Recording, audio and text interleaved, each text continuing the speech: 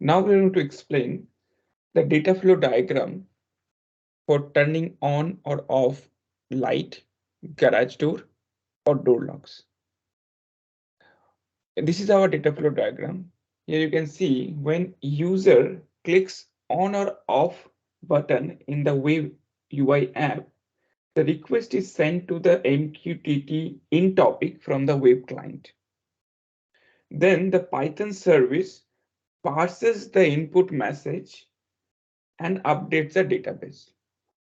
At the same time, ESP8266 parses the input message from the MQTT topic and sends a low or high signal to the output pin, depending on the status.